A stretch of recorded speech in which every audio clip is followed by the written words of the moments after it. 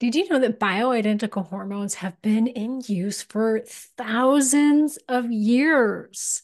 The first record of their use actually goes back to ancient China, where the aging female nobility routinely ingested dried urine, delicious, from young women's urine to counteract problems associated with menopause. Now, they, of course, did not call it menopause back then. We'll just say associated with aging. Little did they know that centuries later, we would still be using some form of bioidentical hormones. And what's really funny is the urine part didn't stop there. And in 1940, Premarin came onto the market. Now, Premarin came from pregnant horses' urine, hence Premarin, Marin, horse. Get it? So, yeah, they have been around for a long time. Now, many things have changed, of course, over the years since then. When Premarin came out, it was like amazing. Women flocked to use this, and it actually quickly became the number one most prescribed medication in North America. Number one most prescribed. Like to me, that's just like, what? Like out of all of the medications that are out there and prescriptions that are out there, this was number one. So you can imagine the masses of women that were using Premarin. Uh, Eventually, they realized they needed a progesterone to counterbalance the growth of the uterine lining that was happening from the use of Premarin. And let me just say, our estrogens are nothing like a horse's estrogen, but they still did its job as far as acted enough like estrogen in our body, actually very strong estrogen in our body. And so we still got the benefits of estrogen by taking Premarin.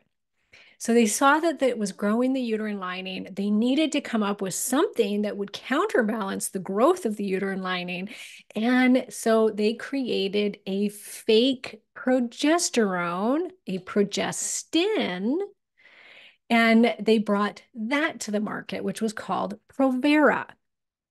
They combined the two and called it Prempro.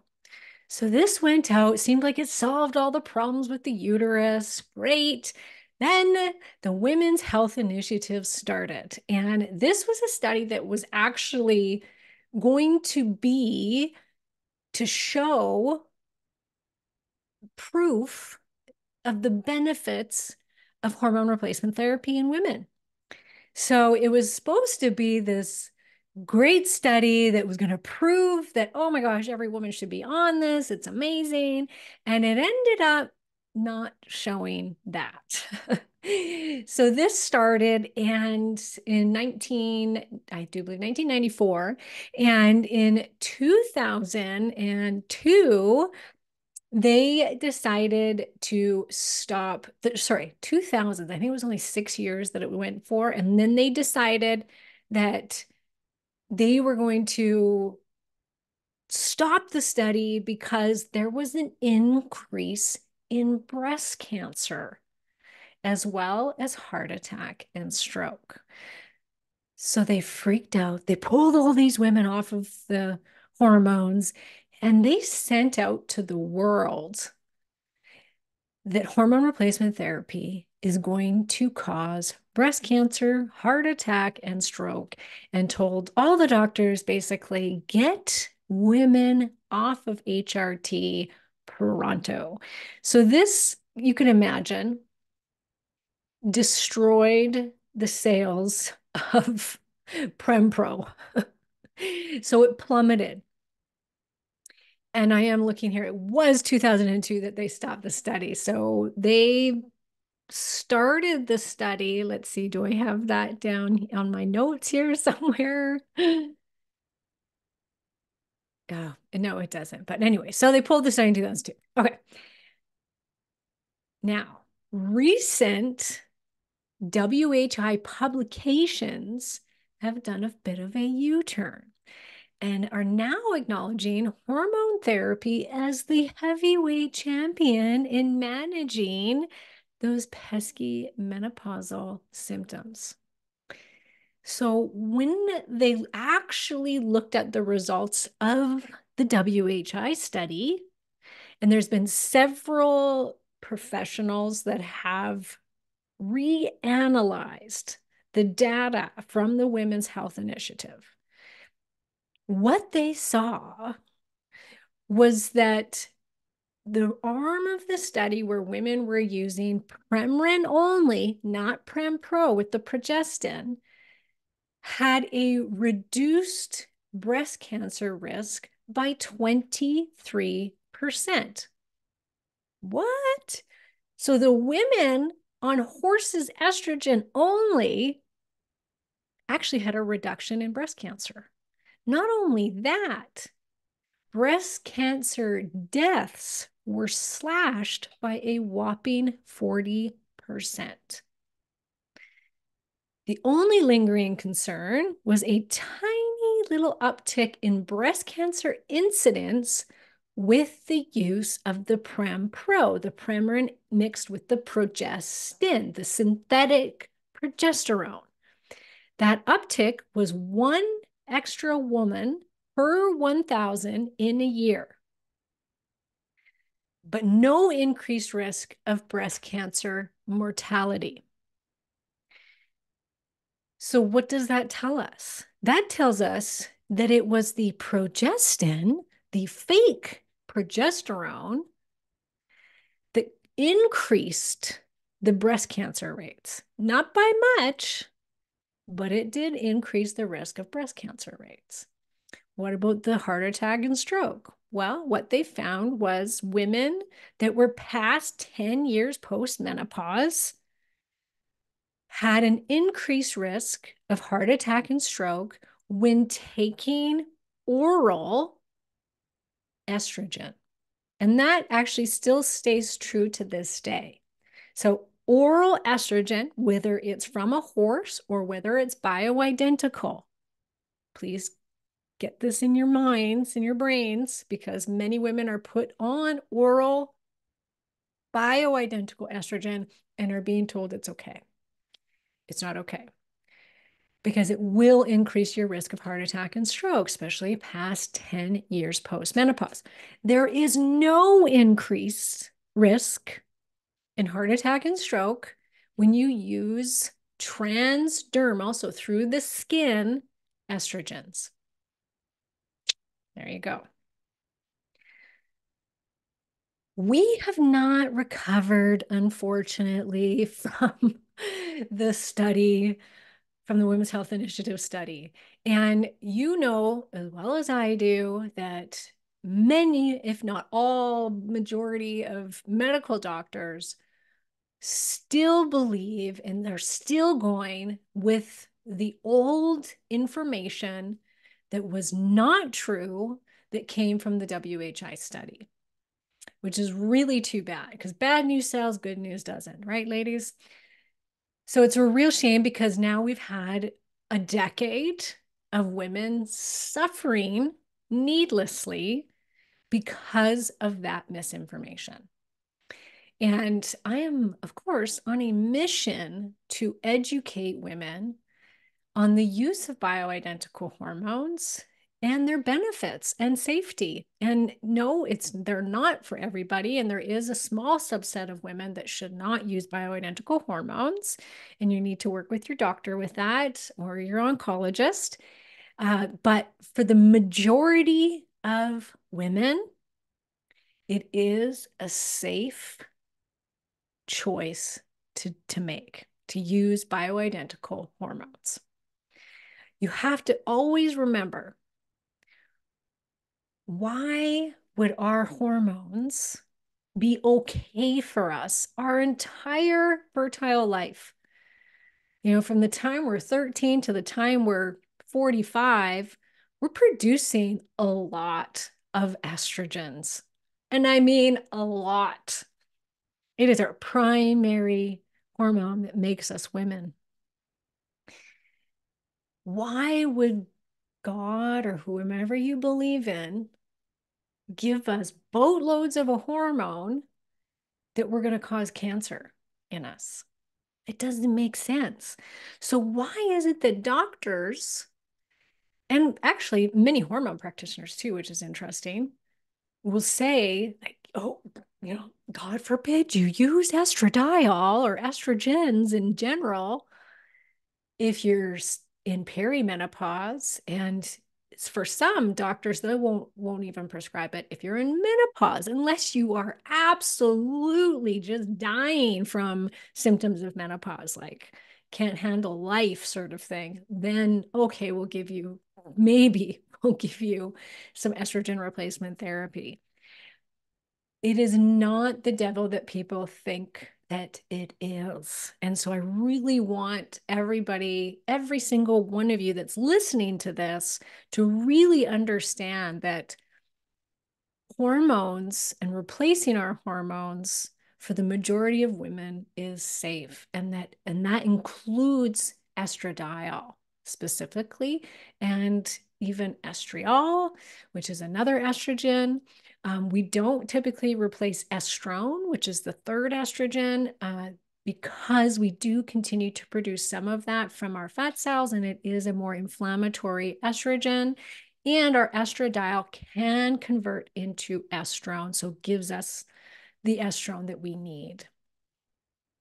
So in today's podcast episode, and this is also just going to go on my website, but to educate women on bioidentical hormones, it's the point of this is to really understand what are bioidentical hormones, what's the difference between a prescription for bioidentical hormones or ones that you can get over the counter, where are they available, who should be using them, who should not be using them, and of course, how to get the most out of your hormone therapy.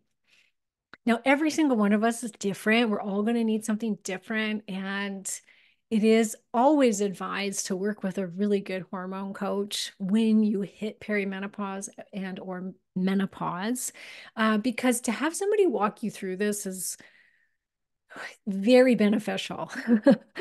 And understanding what's going on in your body. And like I said, we're all different. So we may all need something different. And there's many hormones that need replacing as we age. It's not just progesterone and estrogen. We've got testosterone that goes down. We've got thyroid that goes down. Some people get issues with oxytocin, our love hormone. Some people have low DHEA, pregnenolone. These are all hormones that tend to decline as we age. Even cortisol can decline as we age. So working with a practitioner who can prescribe hormones is always, of course, the first choice when you're going through this time. But I know that not everybody can afford to work with a practitioner one-on-one. It's why we offer group coaching. It's called the On Track Group, and it's for peri and postmenopausal women who are looking to get support through this time and to really understand what's going on with their hormones. We take a very holistic approach to hormones. And it's for a very affordable price because we want to be able to give every woman that wants the help. And so we keep our costs, our membership prices really low so that if you want to get help, that you can get help and you can afford to do so. We do lab reads. We've got weekly coaching calls where you get to work with myself or Beth Latimer, my nurse practitioner, who's also a hormone expert. And we'll do lab reads and make recommendations. And then you go through an entire course online that really helps you to learn just how to take on these hormones properly and how your body metabolizes them and what you might need to be looking at as far as nutrition, supplements, sleep, lifestyle, stress reduction to help you get through this time symptom-free and to be able to take on these hormones the best way possible. But I still wanted to make hormones available for the masses as much as I could for those that couldn't afford to work with practitioners and can't afford to maybe buy prescription grade hormones. And in the United States, you can buy hormone creams and uh, not suppositories so much, I don't think, but you can do oils, creams, and some things are in capsules as well. And we'll go through some of those. Unfortunately, not available elsewhere, just the United States for right now.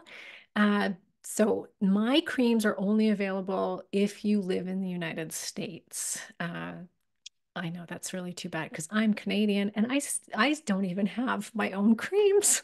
I am getting some sent to me, but I can't even legally get them. I can't buy them here myself. So, anyways, they are for people anywhere in the United States. And people ask me all the time now, what's the difference between your creams and prescription creams that I would get from my doctor? So we're going to go through what the differences are. Now, there is quite a few over-the-counter hormone creams that I have been able to find on Amazon and online. Not a lot that I trust, unfortunately, and that I wouldn't recommend to people because it just is a little bit shady. I've also had some people report back that a lot of them didn't work and they didn't feel any different. I've personally tried some myself and not the greatest. There are some that worked. There's ones that don't. And so having a place that you can buy from that you trust, I think is really important, rather than just like, oh, willy-nilly it on Amazon and just pick out, whatever is the cheapest or anything like that. I really don't want you to do that when it comes to hormone replacement therapy. So you want a place to buy from that you can trust. And I hope that I have built enough trust with my audience to know that you can trust my products and what's in them. So the difference, first of all, between the two is that when you get prescribed a hormone through a hormone doctor, uh, you can manipulate the dosage. You can decide if you're going through a compounding pharmacy, you can say, I want this person to do 1 milligrams twice a day in a gel or a cream or a suppository or an injection. There's many ways. There's troches. There's many different ways that you can apply hormones. And like I said before, most women need a different amount depending on where they are in their cycle or where they are in menopause, and depending on what their levels are in blood work or a urine test or saliva test. You can then be like, oh, this person just needs this little tiny, tiny bit of estrogen. So we're going to give her 0.25 milligrams a day. Maybe they're in menopause and they are having a really hard time absorbing creams, or okay, well, let's do injections, or this person needs to do a suppository of an estrogen for vagina dryness. So for all of those reasons, so you can manipulate how it's delivered as well as the dosage, then it's great to go through a compounding pharmacy so that you can get really, really specific about how much and how it's delivered. Because I've worked with thousands of women at this time, and I will tell you that there's some women. I just saw one today. We've got her on a really good dose of estrogen. Her body's not absorbing it. It's just like her levels haven't changed. They've dropped. So we have to go to a different plan and probably do injections, if not maybe a patch or something else, because her skin is obviously a little bit thick and it's not absorbing the creams well enough. There's women that do oral progesterone and have a really bad reaction to oral progesterone, in which case then we want to switch it over to cream or suppository because they'll be able to handle that better. So working with a pharmacy can be really handy when you're having to change dosages and find the right delivery form for you.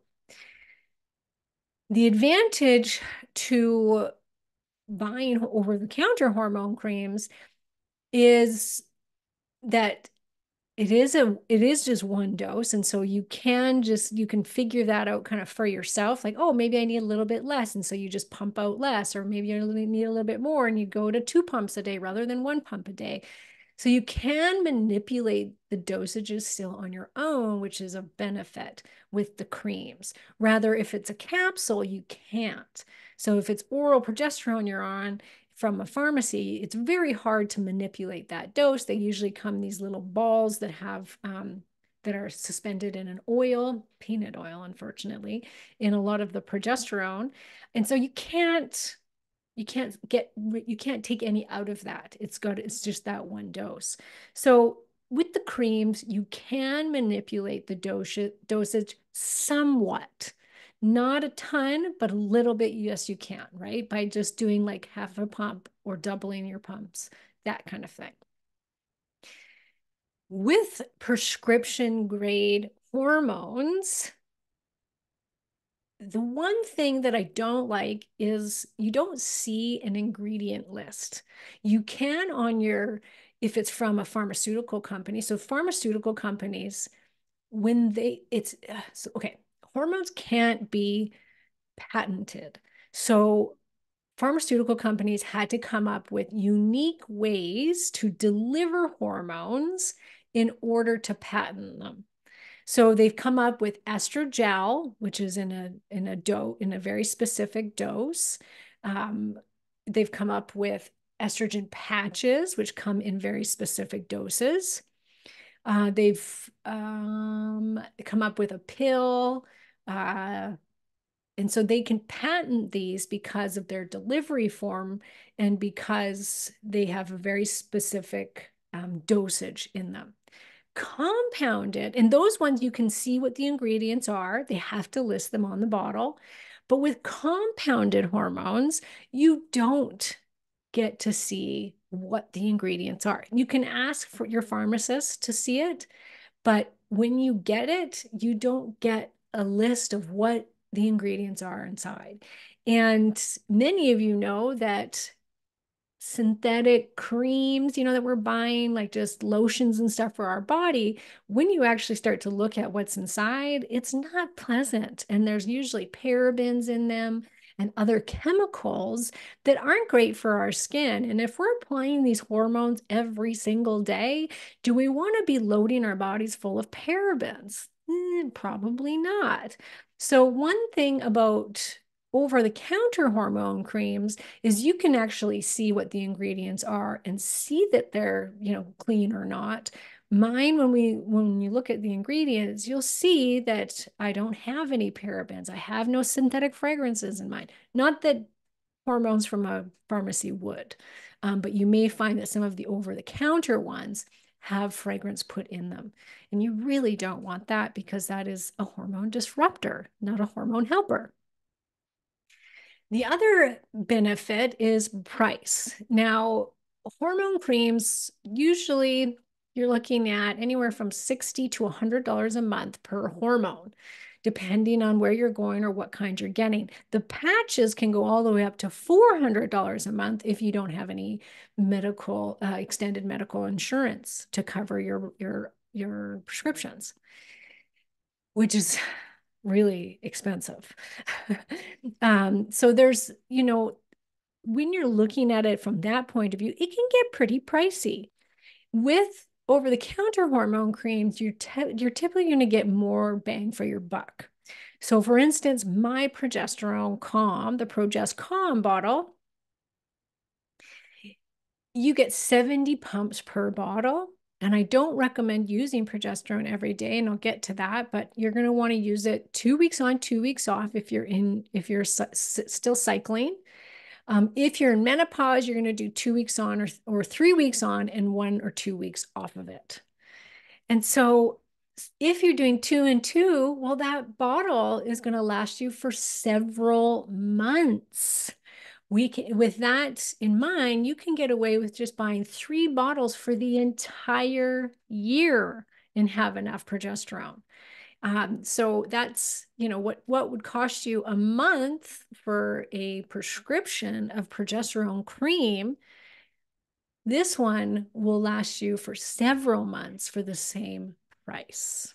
So price-wise, you're looking at a better deal with cleaner ingredients in some, at least in mine.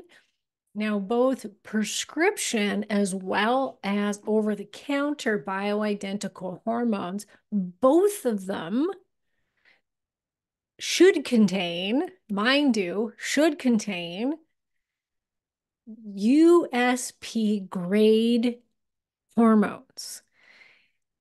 And they both, just so you know, if it's bioidentical, both, whether it's prescription or over the counter, as long as it's bioidentical USP grade hormones, they will be derived from a plant source, yams and soy.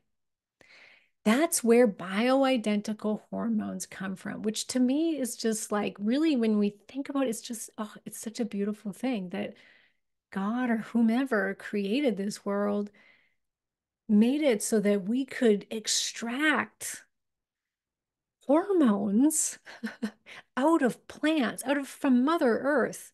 She has provided us with a substance out of these plants that we can make hormones from that are the exact replica of our own. Thank you, Mother Earth. Both my over-the-counter hormone creams and what you would get from a pharmacist are both bioidentical. Both have the exact same chemical in them because it is a chemical derived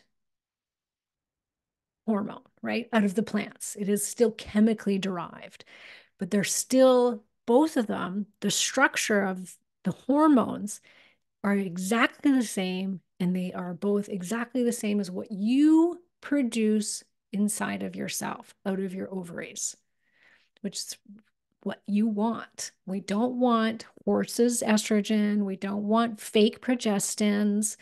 We want what our body recognizes as our own, because it'll have the same action on the inside and won't cause as many problems as horses estrogen probably could, because it's not our own. And like I said, it can increase your risk of heart attack and stroke. What's interesting, though, is the research very clearly shows that women are still better off to replace their estrogen with Premarin than not replace their estrogen with anything. That's right. I mean, we see from the WHI study that it reduced women's risk of developing breast cancer and radically reduced their risk of dying from breast cancer. And that was with horses' estrogen, which, like I said, it's not like our own. So let's start to go through each of the products that I have, and I can tell you who should be using them and how to use them. Let's start with the most popular, which is progesterone, which is called Progest Calm. I called it Progest Calm because progesterone is our calming hormone. It helps us to reduce anxiety, helps us to sleep at night. It actually acts on something called the GABA receptors of your brain. Now, GABA, you've probably heard of before. It's in a lot of supplements, a lot of sleep supplements, and a lot of anti-anxiety stress supplements. You'll see GABA. GABA is an amino acid that helps us to stay calm, helps induce sleep, and really, really helps with the symptoms of premenstrual syndrome. So as we begin to age and we hit typically our mid 30s to late 30s, we stop ovulating as often. And when we don't ovulate, guess what? We don't produce progesterone. And so this is when we start to see women having bad periods and period pain and really heavy bleeding, maybe really sore breasts before your period comes, emotional distress, cravings, bloatedness, water retention, and just feeling overall really blah, and certainly not wanting to have sex, certainly not wanting to eat healthy. A lot of women don't want to exercise because they're not sleeping great during that second half of the month, and they're just in a poor mood and they don't have any motivation. And this we see getting kind of worse and worse as the years go on, as we get into our late 30s, early 40s. And this is because we're not ovulating as often. Now, some women, don't get me wrong, they will continue to ovulate well into their 40s. But in general, this is why they say, have children before you're 40, because we don't ovulate as often the older we get. And eventually we stop ovulation completely. Now, we can produce a little tiny bit of progesterone out of our adrenal system, as well as a little bit in the spinal cord and brain. But the mass production of it really does come from your ovaries after you ovulate. And I really want you to keep that in mind, because there's a lot of practitioners out there that say, oh, just fix your adrenals and your hormones will be fine because your adrenals can make these hormones. Well, I will tell you, in the 10 plus years that I've been doing this, I can see the healthiest adrenals and zero progesterone in women. And that's about 95% of the time, because I test a lot of adrenals, the adrenal function in many women with the Dutch test. And yeah, it's interesting because their adrenal system can look totally fine. They're producing enough cortisol, not too much, not too little, and they've got no progesterone in menopause. And I just never see women on their blood work or on their Dutch test in menopause with any progesterone. So whatever happens out of the adrenal system is minimal. And so what happens in the ovaries is we produce the majority of that progesterone. So the older we get, the less progesterone we're making. That by the time we're in our mid 40s, we've lost almost all of our progesterone. Some women, it happens really early. We're seeing it actually happening earlier and earlier. So women are starting to lose their progesterone by the time they're 35. I know for myself, mine was really low at that time. So same with after I had my son, my progesterone was super low. I was having a really hard time losing the baby weight, went on progesterone cream, and the weight fell off in a month after being on progesterone. Because that's the other thing that progesterone does, is it raises basal metabolic rate, which helps to burn up calories. And so if we're not producing progesterone, our basal metabolic rate doesn't go up in the second half of our cycle. And so women can start to gain weight during this time. So if you're somebody that's in your mid 30s to late 30s and you're going, yeah, Karen, tick, tick, tick, I'm getting all of this that you're talking about, that's a really good sign that you could use some progesterone. The beauty about progesterone too is just even using a little bit, even if you've got some progesterone, can be really helpful. It's very hard to overdose on progesterone. There are some women that they're producing enough and they start using progesterone and they do get signs of excess. And I'll talk about what that looks like. But for the most part, I find that women can use progesterone even when they still are ovulating a little bit, here and there, or they're, ovulating every second month, or we don't really, who's keeping track of that unless you're trying to get pregnant. We don't know. So it is a safe thing to try, and it can't hurt to try for most women. It's typically helps them to feel better in the second half of their cycle if they're in their 30s. So in general, though, progesterone cream is a really safe cream to use. Symptoms of excess that you don't need it, and you've got lots of progesterone in your body, are weepiness, depression, tender breasts, breakthrough bleeding, um, water retention. Did I say weight gain? Weight gain, um, fatigue, getting really sleepy. These can be signs that you don't need it. I actually had a girlfriend of mine who's in her 30s and she so badly wanted to try my new progesterone cream. And I said, sure, I'll send you some. And so I sent her some progesterone cream. And, a week after her using it, she messages me and says, I can't stop crying. And I'm just like really depressed. Could this be the progesterone cream?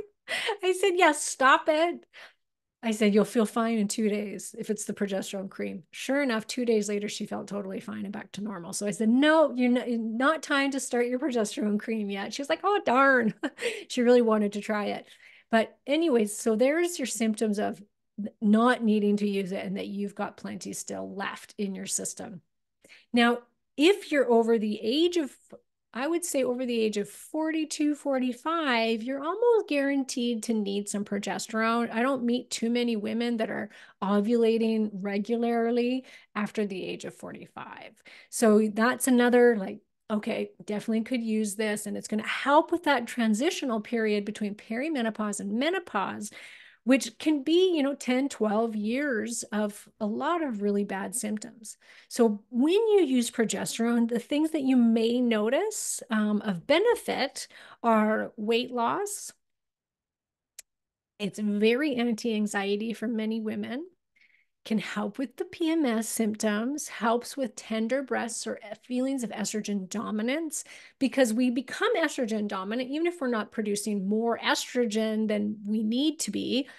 But if you've got no progesterone happening and you're still producing lots of estrogen, because estrogen doesn't drop usually until we're into our mid 40s, then you can have symptoms of estrogen excess, which is the tender breasts, weight gain, and heavy periods and cramps, things like that. So using that progesterone can really help counterbalance the estrogen dominance.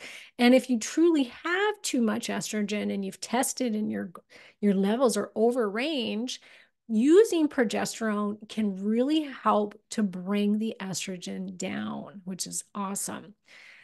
So those are the things that it can help you with. It can help with water retention. It can really help with sleep because of its action on the GABA receptors in the brain. Once we're in menopause, we definitely want to continue with our progesterone, even if you don't have a uterus, which doctors will tell you, oh, you don't need progesterone if you don't have a uterus because you don't need to protect the uterine lining anymore. Wrong. Progesterone is also very breast protective, so it can help reduce your risk of breast cancer. It's really great for the brain. So it helps with the myelin sheaths in the brain. It can help with bones and protecting your bones from developing osteoporosis. It's great, as I said, for sleep. It can be really good for insulin sensitivity. And the list just goes on. Progesterone has many different, a lot of people find it helps with their sex drive. Some women say that that's what helps with their hot flashes and night sweats. So do not disqualify progesterone once you are in menopause, and even if you don't have a uterus. It's still really important. And if you're going to take estrogen therapy or use estrogen therapy, you always, always must use the progesterone with it to counterbalance the growth of the estrogen, which we'll get to next. So next up, we are going to go to our estro vitality. Now, estro vitality is one of a kind. You will not find straight up estradiol in that's over the counter from too many places. I've seen one company that made straight estradiol that you could purchase over the counter. And the reason for that is a lot of companies aren't that they're afraid to use estrogen only because of its bad press, because of the WHI study. And that's really the only reason, is because they are still running on old information and on the studies that were done on Premarin and the false accusations towards estrogen thanks to the WHI study. So most of them won't make anything that is a straight estradiol. And there's a few companies that have recently made an estradiol, but you have to get it through a practitioner, not, you cannot buy it online. So my estradiol is a very low dose. It's 0.25 milligrams per pump. Now, you think about how much we make as fertile women, and trust me, ladies, it is way, way more than 0.25 milligrams a day. So this is just a little tiny baby dose, and it's really an important hormone to be replacing as you go through perimenopause. Now, a lot of hormone practitioners will say, well, don't use estrogen until you're in menopause. That is the wrong advice, because do we want to wait for maybe 10 years of absolute suffering without estrogen, proper estrogen levels? Some of us women really suffer with even just a small drop in our estradiol levels. And it can go on and get worse and worse for up to 10, 12 years. The weight gain, that happens in perimenopause, so before you even hit menopause, the majority of the weight gain that happens is due to you losing estradiol. So let's say that again, because most women think estrogen is going to make them gain weight, but the loss of estrogen will make you gain even more weight than too much estrogen. Estradiol specifically is really, really important for insulin sensitivity and blood sugar control. And so when we see women getting the minnow belly, it's because their estradiol is dropping. And so we really want to catch that beforehand. We don't want to wait until you're in menopause, which menopause is considered 1 year without a period. So really, do you want to wait until you're 15, 50 pounds overweight? Some women, that's how much they gain from the loss of estradiol and other hormones in perimenopause. No, we don't. Do we want to have, sleepless nights thanks to hot flashes and night sweats all night long? No, we don't. And so putting in just that little bit of estradiol while we're in the late stages of perimenopause can really help with the transition to menopause without getting so many of those horrible symptoms and weight gain. So women can use the estradiol while they're still cycling, if they're getting symptoms of like that their estradiol is dropping. So what is that? We're talking hot flashes, night sweats, low mood. We need estradiol to make serotonin, and it even influences dopamine. So a lot of women can start getting depressed, having emotional distress from the loss of that estradiol. They don't want to be social anymore. They certainly don't want to have sex. Estradiol actually has so much to do with wanting to have sex. Most people put it all on testosterone, but I actually see that estrogen is even more important than testosterone for women when it comes to their sex drive and when they start to lose it. Really important for vagina dryness, right? So it can help to moisturize your vagina, which obviously then makes sex a lot more enjoyable. Really important for collagen production. So as we start dropping an estradiol, our skin can start getting a lot more of those little wrinkles everywhere, the big wrinkles everywhere, crepey skin. Really important for just lubrication everywhere. So lubrication in your joints, your skin, your hair. A lot of women will get dry, brittle hair and will start to fall out without their estrogen on board. And so some women will get all of these symptoms with just a small drop in their estradiol. Light periods is another really sure sign that you're starting to lose that estrogen.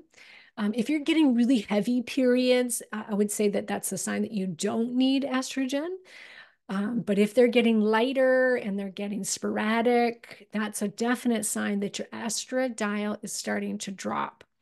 You can test on blood work, and you can test your follicular stimulating hormone on day 3 and your estradiol on day 21 and see where it's at. And if it's, on day 21, let's say it's under 100 and your FSH is over 10 or over 20, then that is also a sign that you could use a little top up of estradiol.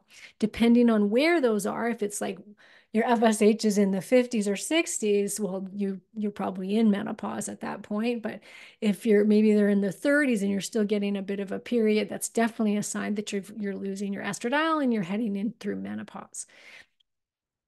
If it's below 50 on lab work, that's really a sure sign as well that you could use some estradiol. We want to keep estradiol levels between 50 and 100, closer to that, 75 to 100 mark for bone, brain, and heart protection in menopause and perimenopause. So that's what the research shows us to be protective, is when it's between, actually it shows for bones, over 65 picograms per milliliter is where we get the bone protection from estradiol, which they say, if you don't replace your estradiol, you have an extremely high chance of getting osteoporosis, if not 100% chance of getting osteoporosis. Now, I'm sure there's women that won't get it because they're doing a bunch of other things like lifting weights and taking the right supplements, and maybe they've got some estrone still circulating in their system and to give them a little bit of bone proliferation. So there is the odd woman that I'm sure won't develop it. But in general, most women will develop arthritis with the loss of their estradiol. So really important. And we also know how important it is for the brain. Alzheimer's is quickly becoming one of the #1 killers of women. We're way more susceptible to it than men are. And there's been some great research in the last few years on how estradiol acts in the brain and how important it is to help prevent Alzheimer's and dementia. And I'll go through some of those stats at the end. So if you're late stage perimenopause, or you are early stage menopause, so you've just kind of reached that 1 year mark without a period, or you've gone, several months without a period, the estro vitality is, I'm pointing to the wrong one. If you're watching the video, most of you will be listening to this, but I've got my creams up behind me. The estro vitality is a really great option for you if that's the stages that you're in. Who it's not for, if you are cycling regularly, you've got a good flow happening or an overflow happening, you don't want to be using estrogen because that could make it worse. Also, if you are really deficient in estradiol and you're in menopause, you will want to be working with a practitioner and be using a higher dose of estradiol than what's in my cream. Because as I said, it's a low dose. So you'd have to use quite a bit to kind of get up there. A lot of my menopausal women, they're in the 1 to 2 milligrams a day of estradiol. And that's what gets their levels up to those healthy levels that we want to see in menopause. So that's who that's for. And the Estro 2 Rejuvenate, I created this one because I know that there's a lot of women that are on Biest. So Biest is a combination of estriol, which is our weakest estrogen, and estradiol, which is our most important out of the 3 estrogens that give us the most health benefits. Estriol is the weakest. It sits on our receptor very briefly and gets back off, doesn't cause any proliferation. So doctors really like to use estriol because they were taught that it could possibly, there's not a lot of research to back this, but that it's breast protective because it doesn't sit on what's called the alpha receptor, and the alpha receptor is proliferative.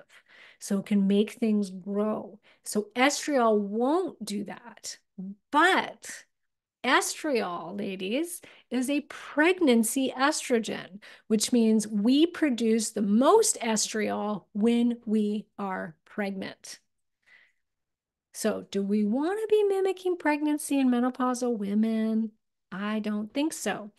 Now, estriol can really help with relieving you of the symptoms of estrogen loss. So it can still be very effective in helping you with those symptoms. Does it give you the same bone, brain, and heart protection as estradiol? No, it doesn't. Can it help you with, hot flashes and night sweats and vagina dryness? Absolutely. And so it can be a good option. There are millions of women on bias therapy because many doctors were trained to use biased, not straight estradiol. So lots and lots of women are on it, and tons are getting great benefits out of it. And that's good.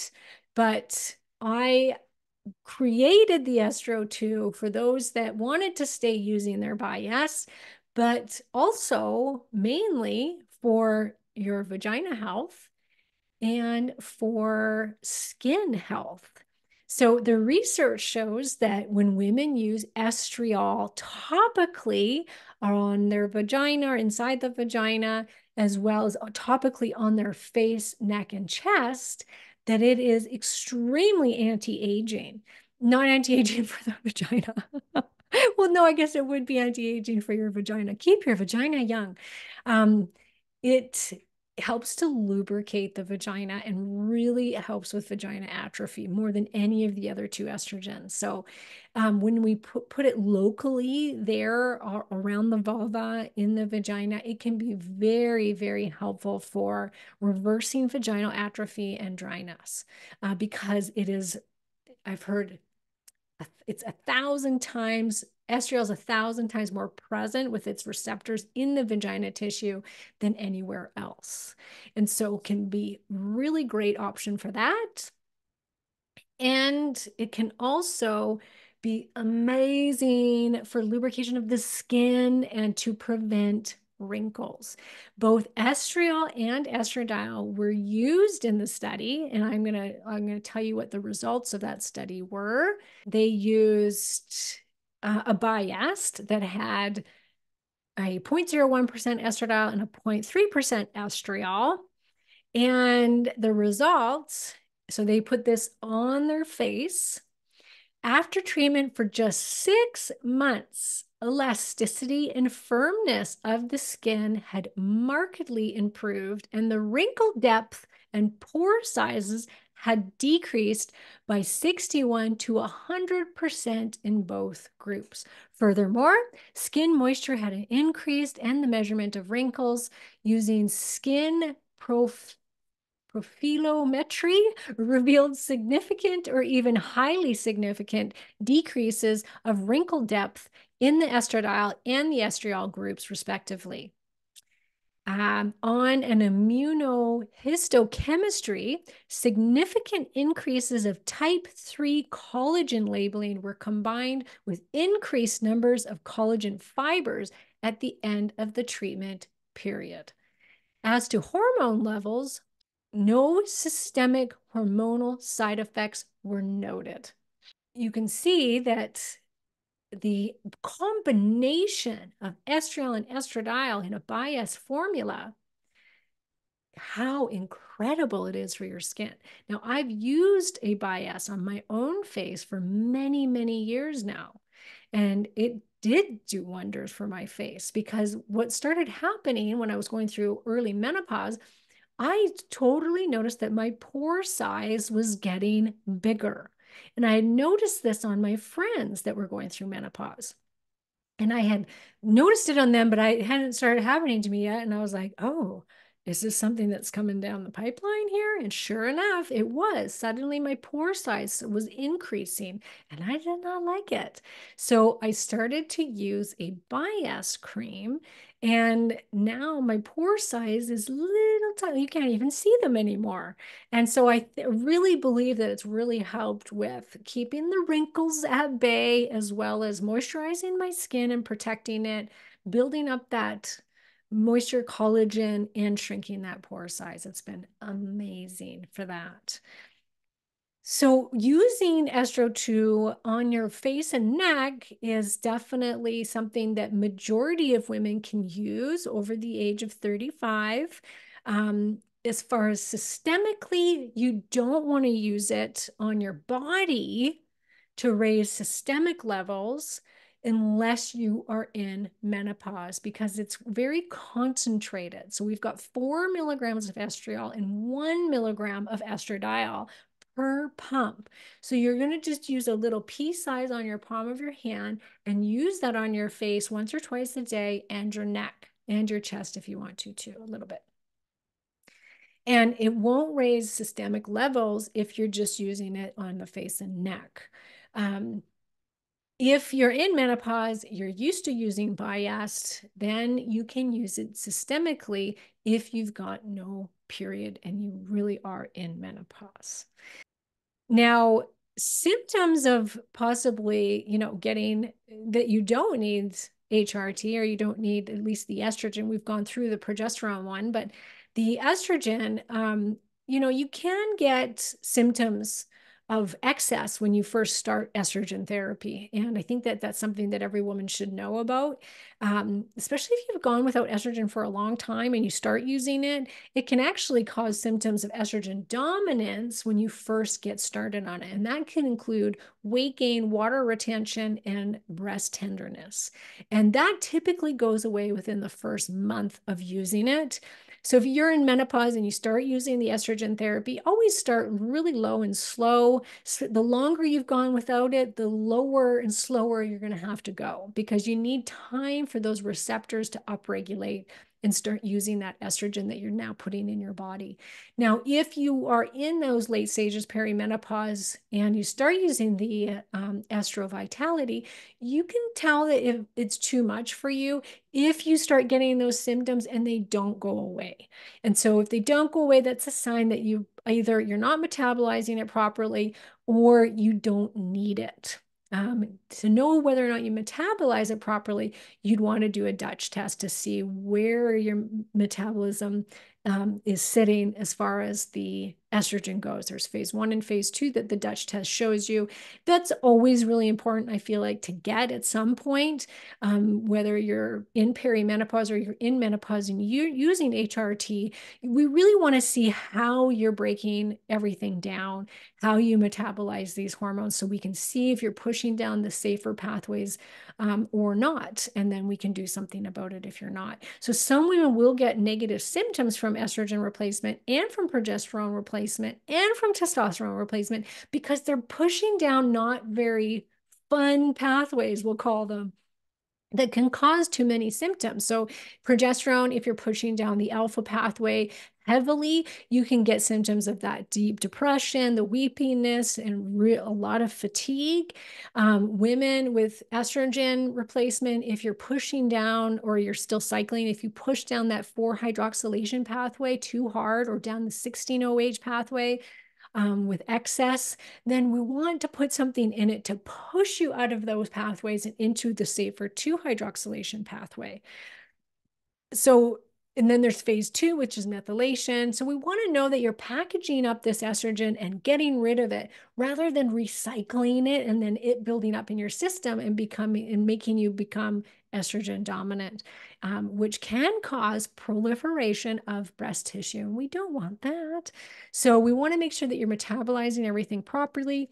Even when it comes to the testosterone, you can push down more androgenic pathways than others. And we want to make sure that you're not going to be growing a beard if you start testosterone replacement. So now I don't have testosterone replacement because that is a hormone that we cannot prescribe or cannot sell over the counter. It has to be prescribed by a medical doctor, which we do have medical doctors that work with us. And so we can prescribe in every state, as well as British Columbia and Alberta. So if you are looking to work with somebody, please reach out, book your discovery call, and we'll, point you in the right direction as to where we could serve you best. Whether it's in our group coaching or our private coaching programs, we have something for everybody. So let's just go, as we wrap this up, I want to just go through a few more of some of the studies that have been done, just so that you guys can feel good about using these creams, because I think that that's everybody's concern is, are they safe? Are they quality? What are we getting? And there's so much misinformation when it comes to hormones that we really want to hear about the good stuff too, not just the bad misinformation that's been thrown around for so long now, for the last decade. So here are just some of the facts. In 2020, WHI published its long-term randomized clinical trials. These showed a significant reduction in breast cancer diagnosis and mortality in women using HRT. In 2012, a large controlled trial from Denmark reported that healthy women taking combined HRT for 10 years immediately after menopause showed a reduced risk of heart disease and from dying from heart disease, without any apparent increase in risk of cancer, venous thrombolism, or stroke.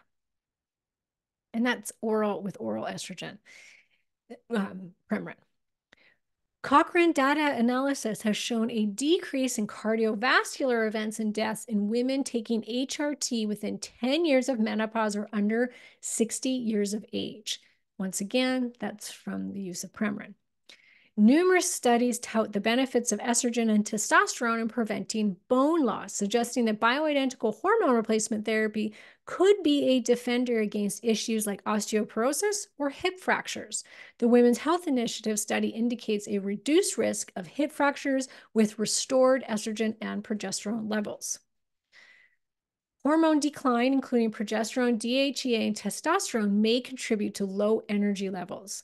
BHRT could offer mental clarity, motivation, better sleep, and alertness. Clinical studies reveal the effectiveness of hormone replacement therapy in alleviating menopausal symptoms like hot flashes, night sweats, and sleep disturbances. HRT, opposed to a placebo, demonstrated a substantial 77% reduction in symptom frequency, along with lowered severity and comparable side effects. Vaginal atrophy affects up to 45% of menopausal or postmenopausal women, causing symptoms like dryness and pain during sex. Studies have shown that systemic HRT eliminates the symptoms of vaginal atrophy in 75% of cases, while local therapy does so in 80 to 90% of cases. In a study with over 21,000 postmenopausal women who were initially free of diabetes, cardiovascular disease, and cancer, researchers investigated the link between postmenopausal hormone therapy and the development of non-insulin dependent diabetes mellitus over 12 years. The study found that current users of postmenopausal hormones had a lower risk of non-insulin dependent diabetes, about 20% lower compared to those who never used such hormones. However, past users did not show a significant increase or decrease in NIDDM risk. A Finnish study reported increased deaths from myocardial infarctions and strokes in women discontinuing HRT, especially in those younger than 60 years of age. Evidence of reduced endometrial cancer risk with combined HRT was well represented in HERS trial, which showed 7 fewer endometrial cancer cases per 10,000 in women using HRT than in placebo users. HRT, oh, listen to this one, lady. HRT reduces abdominal obesity, insulin resistance, new onset diabetes, lipids, blood pressure, adhesion molecules, and procoagulant factors in women without diabetes, and reduced insulin resistance and fasting glucose in women with diabetes. Physiological data and clinical outcomes demonstrate that bioidentical hormones are associated with lower risks, including the risk of breast cancer and cardiovascular disease, and are more efficacious than their synthetic and animal-derived counterparts. Studies of both bioidentical estrogens and progesterone suggest a reduced risk of blood clots compared to non-bioidentical preparations. Bioidentical hormone preparations have demonstrated effectiveness in addressing menopausal symptoms. In a prospective study of 8,881 postmenopausal females, current users of HRT with more than 15 years of estrogen use had a 40% reduction in their overall mortality.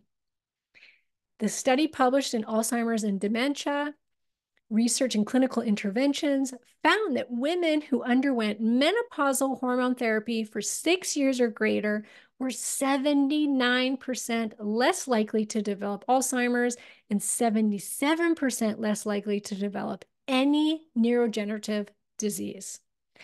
Results suggest that estrogen use may improve the overall quality of life in postmenopausal women. I'd say very much so. Continuous testosterone alone was effective for the relief of hormone deficiency symptoms in both pre- and postmenopausal patients. Testosterone replacement enhances the intensity of sexual desire and arousal and the frequency of sexual fantasies in hysterectomized or oophorectomized women. Estrogen and testosterone therapy combined can improve body composition, lower body muscle strength, quality of life, and sexual functioning in postmenopausal women. I could go on. There was many more, but we'll stop there. If you have more questions after listening to this, don't hesitate to reach out. You can also download our free ebook on how to use our products. I will put the link in the show notes. All right, everyone, thanks so much for tuning in, and we'll see you next time.